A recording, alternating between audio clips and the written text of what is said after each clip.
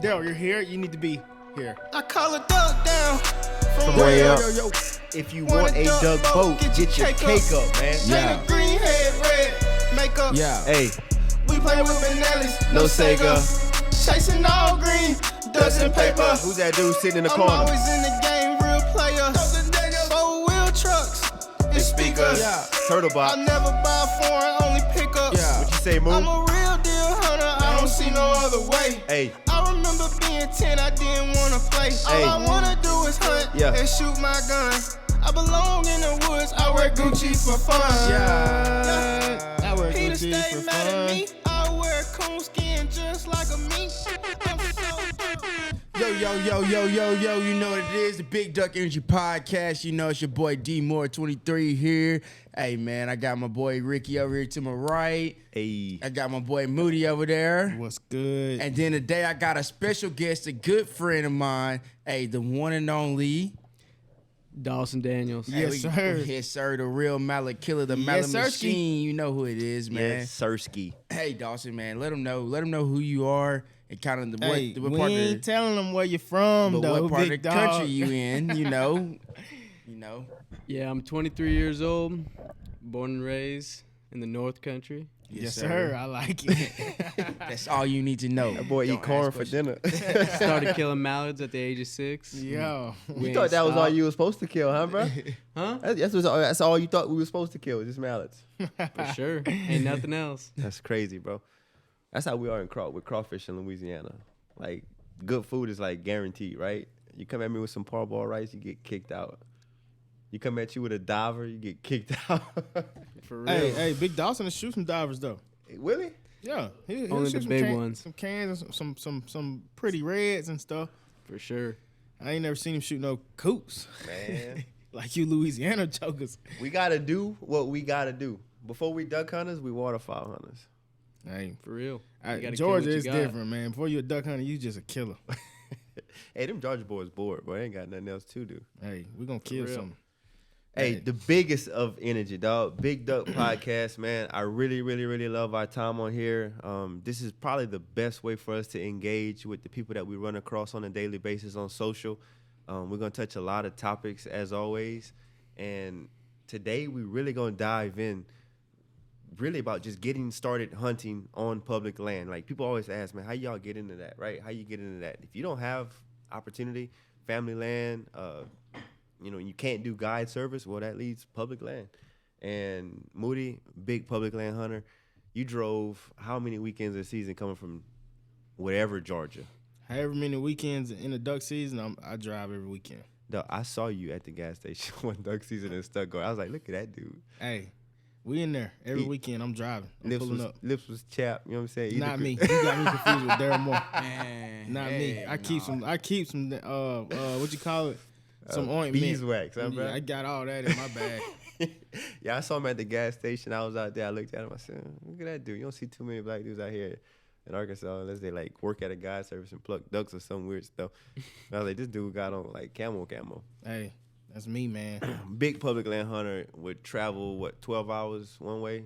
I'll do it. I'll do whatever it takes because Yeah. we don't really have the attraction that I'm looking for in Georgia, so I'll go wherever. You know, to me, that's just second nature. That's like, okay, that's just what comes with it. You know what I'm saying? Get on the road. And so, yeah, that goes into everything I think about with duck hunting. You got to travel. So you want to kill, high volume and see high volume birds and have a high volume experience, you must get on the road if you're coming from my area. In simple terms, ducks migrate. Yeah. If you don't see them, they didn't migrate, which means you got to migrate. That being said, D, what's your public land? Like, how all that happened? You all public land with, like, an occasional birthday private hunt with a friend type deal. Yeah, for sure. So, man, grew up hunting, right?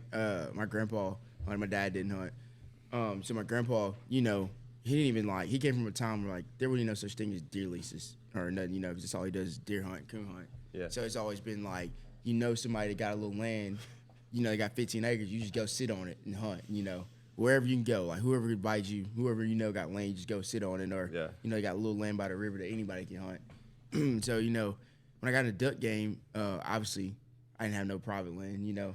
It was like, where can I hunt? All I knew is I need to find some water, and then I found out I like mallards, so I had to go and travel around. You found out you like mallards. Yeah, I found out like I like mallards. That big green funny, boy. When that big green sucker came and put his feet down in front of me, yeah, I need you. I need every one of you, cousins, brothers, uncles, and granddaddies. I need all of them. That's funny. And so, just, you know, had to go find them. You know, it was a lot of time. You know, at the time I didn't have a lot of buddies that wanted to hunt, the duck hunted. Yeah. And I pretty much got all my buddies in the duck hunting, literally. Yeah. And so, man, there's a lot of days I just go on that public land and I spend hours out there riding around the boat, trying to find a spot to hunt. Spend a lot of days. I mean, I hunted 60-day seasons for 4 years in a row. So there's a lot of times where I was just spending time out there by myself, me and my dog Bella. She's retired now. But, you know, and then I get an occasional invite once I met a couple people. Hey, man, I got a spot. I got a lease you can go hunt, you know. So it's always different going to hunt that. And for a while, I didn't like it because I don't really like field hunting. And all my buddies, they lease fields. They didn't lease timber. Yeah. And so, you know, it's just a grind, like learning how to navigate, how to get through the woods, how to find ducks, what ducks use, when's a good time to scout, what are you looking for? Should I be looking for ducks in the river? Should I be looking for ducks in the woods? You know, and in some places you can't scout after 12 o'clock. Please don't take this the wrong way. So don't get too overhyped. But I did not scout before I met Daryl Moore. I just went hunting. Like, I picked a spot. The spot looked good. It had water. I was like, yeah, I'm hunting right here. But it's looking ducky, dog. Yeah. And I called Daryl. He was like, yeah, man, I'm scouting. Like, what you mean you scouting? I'm riding around looking. You riding around and you're not hunting? And you've been doing that for 3 hours? You burn how much money in gas? Like, I did not scout before that whole thing. And I used to ask him questions like, dog, how do you scout? Which is a whole nother podcast. But, like, and that was also pre-on-X. But I was like, how do you scout? And now I get it. Now I understand why his attention span is the way it is during the hunt. Now I understand why his excitement on the hunt is the way it is, all based off the scout. While we're on UD, thinking back, bro, like as a kid who was hunting 60-day seasons, bro, you spent some time on the road. You done got in the truck accidents. You done got your dog ejected. Bro, lived out of your truck. That's crazy, dog. Like, yeah, couldn't afford to drive back and forth. Yeah. Broke in college too. I had enough gas to get to somewhere and had enough gas to fill the boat up. So however long that would last, how long I had. That's crazy. So, you know, you didn't have time. You had to just pick an area and that's what you had to scout. You know? And then once you find the birds, you know, you can stay in the area for a little bit. Yeah. My public land journey started. I was on a duck lease and I was like, yeah, man, I like this. I like duck hunting. Like this duck lease thing is cool. You pull up, you know, P-roll got to your spot, you hunt, it's all love. Then I got kicked out of my duck lease, which is another podcast. It's probably my quote. That's another podcast. That's another podcast. Got kicked out of my duck lease. So I was like, all right, well, I'm going to give me a gator tail. Actually, I was going to get a pro drive. Went over there. The dude passed me up, talked to my office partner at the time. The vibe wasn't right. 20 grand was thick to give to somebody that the vibe wasn't right. So I was like, yeah, I'm out of here. Went to gator tail, and Kyle came out. It was all love. I felt like, I felt good about, like, the transaction. And it's just been love from there ever since. But anyway, when I got my boat, the first question I asked him when I left Gatortail, or as I was leaving Gatortail, was not how to change the oil. It was where to hunt. And he was like, oh, they got this public spot, and this public spot. We used to tear them up in college. I was like, all right, bet. I'm going to find that. Pre-on-X, I had to look at Google Maps. I started asking around for boat launches and things like that. But that's where the mindset came as well. Now my boat is my duck lease. So for me, my public land journey started with a boat. And could I afford a boat at that time? No. But, I mean, I really, really, really wanted to kill a duck, dude. Like, that thing was important to me. Yeah. So my public land journey started with scratching a few dollars, being late on some light bills, paying a $300 a month boat note, and just starting to look up and ask around, where is a boat launch? Where is a boat launch and what's public? So, and that's me starting out Lafayette, Louisiana, South Louisiana, hunting the bays, the coast, things like that. Dawson, what's your story, dog? Like, what? Because your approach on public land is night and day different. I've hunted with you 4 times and hadn't seen a boat yet. Yeah, so I pretty much grew up hunting all public, all river. Just show up, no scouting, just like you said. Yeah. And most times you kill them, but shit's changed nowadays. A lot more pressure. Yeah. A lot more people around. You got to be smarter. Now it's all about connections. Yeah. We started hunting with a couple other groups from different areas. Hey, take your hand off the mic real quick. All right. Started hunting with a couple groups from different areas. People can really spread out and scout. Got a big network, probably I don't know, That's big what you just said right there. 10 guys we hunt with. Yeah. And I don't know, 5, 6 of them out scouting during the week. Friday comes, everyone put together a plan for the weekend. Yeah, and we weekend grinding. Yeah. Yeah. For sure. Dope. I feel like that's another thing. You know, you talk about public, you got to have a network. But at the same time, it's like a network where it's a network, but it's not a network. Yeah. You know what I'm saying? Yeah. I ain't going to tell you It how gets many tricky. birds I kill Yeah. or where exactly It I'm gets at. tricky. But I'm going to tell you, this is where you want to be Yeah. headed towards. That's Yeah. it. Yep. I ain't telling you no more than that. It gets tricky because you always got your group of friends, and then you might have some boys you can call that's real good buddies of yours, but they got their buddies they hunt with. Yeah. So it's like they want to tell you, but then It's like they that- got loyalty to those guys, and so you just gotta Let's say, like, you know, like I take what you can take y'all know from the how I do. I combos. call a couple people a couple times. Hey, what y'all do this morning? I always kill them. I'll be like, yeah, I know the area they in. I don't know exactly what hole they was in, but I know the area, and I feel like that's a big thing. But you gotta have that trust. You know, sometimes you gotta give somebody like, look, we killed him here. What y'all give a little, Yeah. you know, take a little for sure. Because Yeah. if you don't, you'll be in the hole. 'Cause sometimes you ain't got time to scout. You don't For have sure. time. Social media changed the game too. Yeah. But when you look at what you said when you said network, that really even wasn't on my radar when we first started this conversation. But network also cut costs, and it also cut labor. When you got 5 guys scouting, 100%. Yep. When it was just strictly our group, maybe 4 or 5 guys, You can't cover. we were everything. on the road every single day. Yeah. Every single day. We were driving to hunt, hour and a half, 2 hours, sometimes more, through the night. I think too, like once you get to a certain point, you start figuring out some places that shoot all the time. Yeah. Like if you don't have time to scout, you're like, all right, there's You about narrow it 4 down. places I know I can go.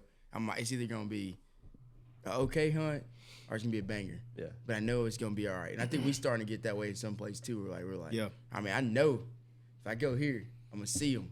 I might not kill them, but I know it's gonna be some birds work this area. Yeah. Or if you don't kill them there, you know they just ain't in the area. Yeah. And so that's cool. But that literally takes years. Yeah, it takes years time. to mark off the list, mark things off, and you know that don't visit these places until these conditions and all that kind of stuff. But I mean, it definitely. I would say, yeah, my number one is probably network. network. Yeah, I mean, especially as we grow and just kind of expand our horizons all over the place. You know what I'm saying? Back up to expectations.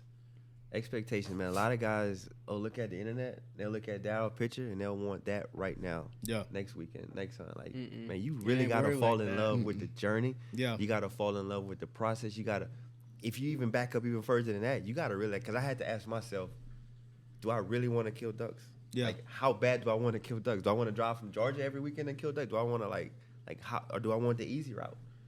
You know, like that had to get checked off. That is like ground level duck hunter 101 in my personal opinion. Yeah. Is how bad do I actually want How you to want kill it? How ducks? bad you want it? I think too, it's just a different respect because you can go buy some ducks. You know? can, bro. You can go buy them. You literally can go I'll buy sick. some ducks. Yeah. You can pay a price and buy some ducks, Yeah. but it's a different respect when you go find them and you kill them. So like, I always It tell don't people, feel the same. yeah, Yeah. I like the hunts where I go for like 2 or 3 days and I don't kill nothing or not nothing, but 1 or 2.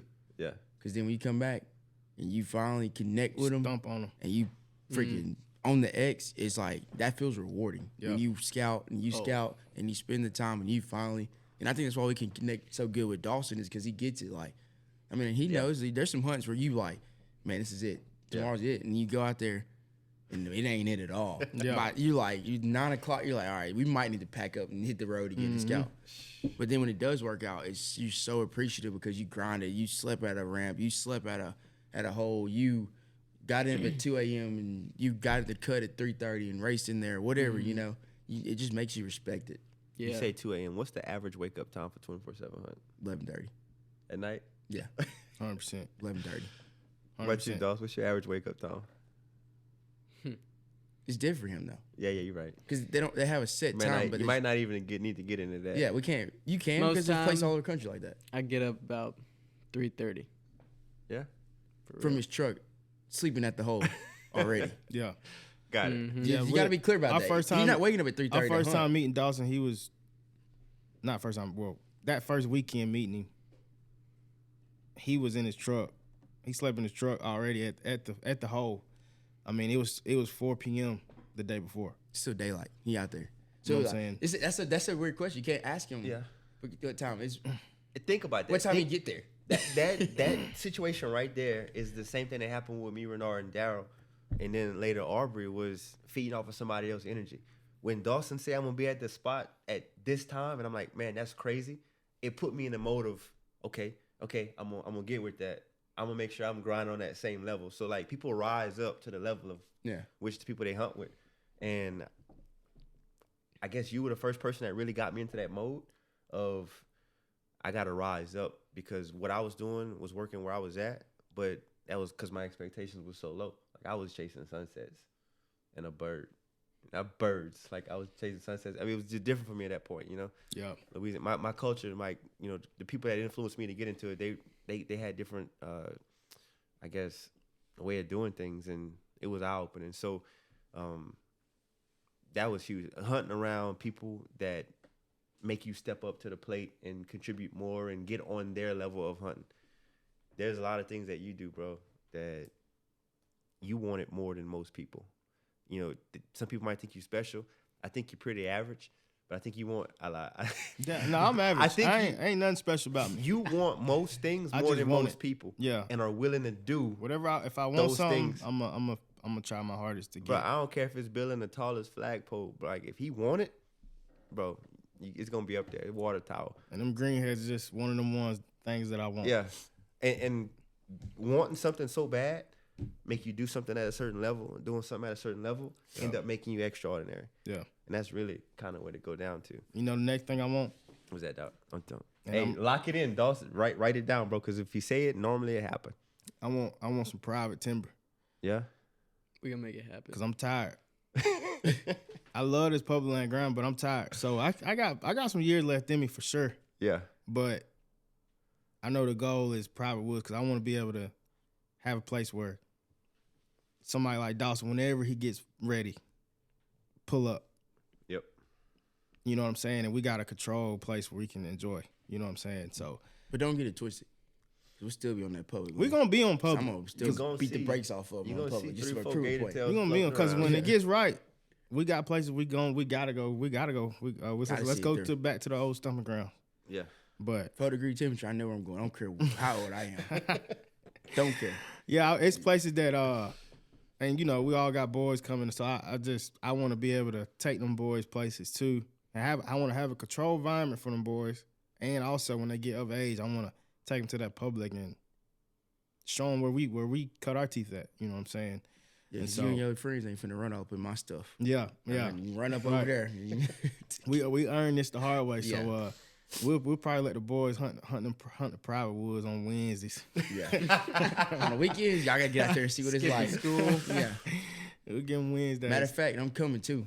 So you get the whole. And I'm showing up 30 minutes before shooting light. Yeah, and I want decoys out. I want my gun hanging on my tree. I want to pull up. Yo. And I want mine ready. You better not put a dent in my boat. Yo. That's crazy, boy. If you do, I'm proud of you. Mr. No Dent boat.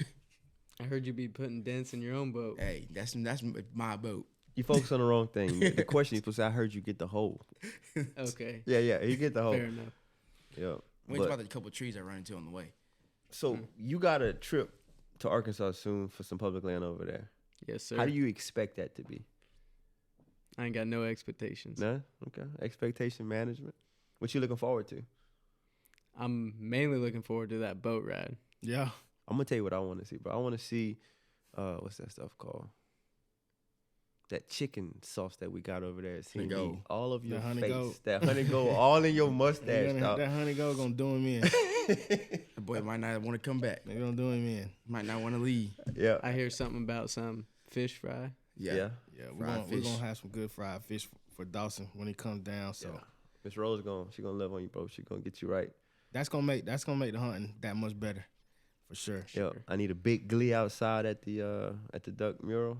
Yo. You know what I'm saying? I need the biggest one, bro. I'll be trimming your mustache when you come down. Wear that like you wear it, bro. Get up in there. So we got Dawson coming down to our neck of the woods pretty soon, and we just excited to show him. You know, he's definitely, man, been more than welcoming. You know, his home turf. So we want to, you know, just give him that same hospitality and show him some stuff. And hopefully, he get to the point where he just wants to come down there all the time. And, Come every year, a couple times. Yeah, bring his boys and stuff like that. So that's the whole deal, man. This whole crew's been a stand-up crew. Yeah. You could bring at least 2 of them. Ricky, Ricky crazy. I gotta see more on the rest. You know what I'm saying? But yeah, you got some solid boys on your team, man. Yeah, It takes For that. real. that It speaks out. That Takes a speaks lot of volume. trust. Yeah, 100%. Man, so we appreciate y'all too, man. And 2 of them definitely can. One of them, he claimed my band, so I don't know about him yet. Yo, backing up, bro. If we had to like bundle up what it take to be a public land hunter, bro, like you want to find you a network, a good place for a lot of guys who don't even know where to start. We do a dove hunt. We're gonna continue to do the dove hunt. man, I'm gonna do the dove hunt till I die. That's you know, it. it might get small. It might get, I don't know the quantities, but that's something that I can't never let die, just for my own personal reasons, for sure. So Labor Day weekend, Fort Valley, Georgia, that region, 24/7 hunt, dove hunt. You will meet some very special people if you come down there. Dawson, you need, save your days, but like if you got enough, make it. But like that's where you're gonna find some of the best hunters out there. When I say the best, I'm talking about like their character. These guys put all of their differences aside. They show up, and it's 100% love at the 24/7 dove hunt. And most people, I say most, a good bit of people don't come back the second year because they've met somebody there and they're on a trip elsewhere. That same group. So it's like people are coming there, they're connecting, they're meeting lifelong friends, they're hunting, and they're establishing a network, you know, and that's kind of one of the best ways to start. And the other thing, man, create a duck account. I've been saying this as long as Darryl been saying the words greenhead. Like, you got to start a duck account. That means $15 a week, $100 a week, whatever you can do. Get that lined up. And the reason I started a duck account, I got a phone call because I had a duck network. And the phone call was like, hey, the canvasbacks are in the bay. I was like, hey, yeah. Man, I couldn't afford to go, bro. I had no diesel in the truck. And everybody banged them. And I made up my mind at that moment. I was like, all right, yeah, I'm done with that. Done with that. So I started putting money aside just to like knock out out-of-state license. That's another thing too, man. If you got buddies, man, that they depending on you. You know what I'm saying? Y'all all striving for the same goals and stuff like that. You know, duck hunting it's all about killing ducks, but too, it's about it's bigger than that too. You know what I'm saying? It builds a lot of character. You learn how to trust people, depend on people, be dependable, and so you owe it to your boys to just have your stuff together. It takes some money to partake in this. So, man, you just gotta grow up about it. And I ain't saying spend your last or whatever the case is, but definitely if you're serious about it and you got people, your core group of friends are serious about it, you owe it to them to try to pull your weight. You never want to be dead weight. That's a big deal because a lot of people take stuff for advantage, and you just don't want to be that way. So make sure you pull your weight, man. That's like one of my biggest pet peeves, and people just take to that well.